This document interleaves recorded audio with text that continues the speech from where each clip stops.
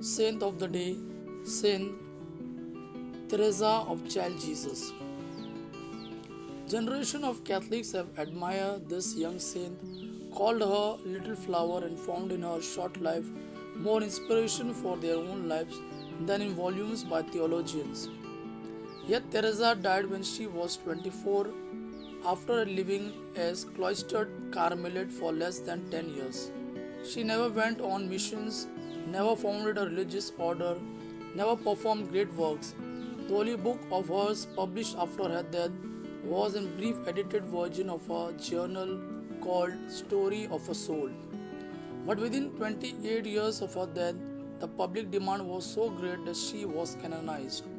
Over the years, some modern Catholics have turned away from her because they associate her with over sentimentalized piety, and yet the message she has for us is still as compelling and simple as it was almost a century ago. Teresa was born in France in 1873, the pampered daughter of a mother who had wanted to be a saint and a father who had wanted to be a monk.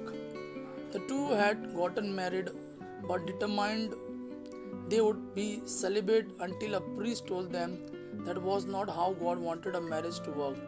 They must have followed his advice very well because they had 9 children. The 5 children who lived were all daughters who were close all their lives. Tragedy and loss came quickly to Teresa when her mother died of breast cancer when she was 4.5 years old. Her 16 years old sister her 16-year-old sister Pauline became her second mother, which made the second loss even worse when Pauline entered the Carmelite convent 5 years later. A few months later, Teresa became so ill with a fever that people thought she was dying. Worst part of it for Teresa was all the people sitting around her bed staring at her like she said a string of onions. When Teresa saw her sisters praying to the statue of Mary in her room, Teresa also prayed. She saw Mary smile at her and suddenly she was cured. She tried to keep the grace of the cure secret, but people found out and badgered her with questions about what Mary was wearing, what she looked like. When she refused to give in to their curiosity, they passed the story that she had made the whole thing up. Without realizing it, by the time she was 11 years old, she had developed the habit of mental prayer. She would find a place between her bed and the wall, and in that solitude think about God, life, and eternity. When her other sister Marie and Leonie left to join religious orders, Teresa was left alone with her last sister Celine and her father. Teresa tells us that she wanted to be good, but she had an odd way of going about. This spotted this spoiled little queen of her father's wouldn't do housework. She thought if she made the beds, she was doing a great favor. Every time Teresa even imagined that someone was criticizing her or didn't appreciate her, she burst into tears. And she could cry, but because she had cried, any inner wall she built to contain her wild emotions crumpled immediately before the tiniest comment. Teresa wanted to enter Carmelite convent to join Pauline and Marie, but could she but how could she convince others that she could handle the rigors of Carmelite life? If she couldn't handle her own emotional outbursts, she had prayed that Jesus would help her, but there was no sign of an answer. On Christmas Day in 1886, the 14-year-old hurried home from church. In France, young children left their shoes by the heart at Christmas, and then parents would fill them with gifts.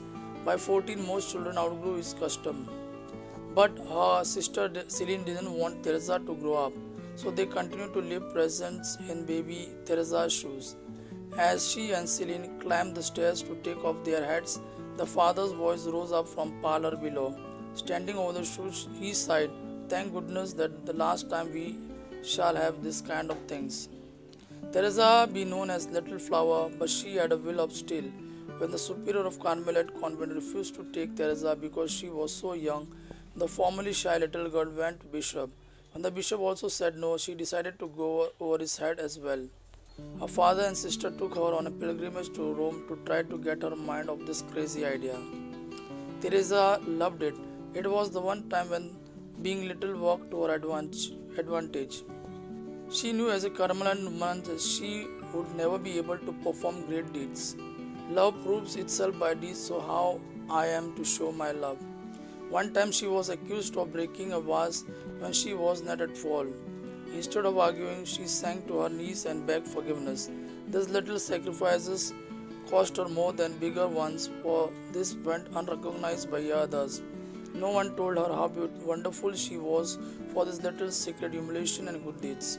When Antonius was elected prioress, new political suspicions and plotting sprang up. The concern over the Martin sisters perhaps was not exaggerated. In the small convent, they now made up one-fifth of the population.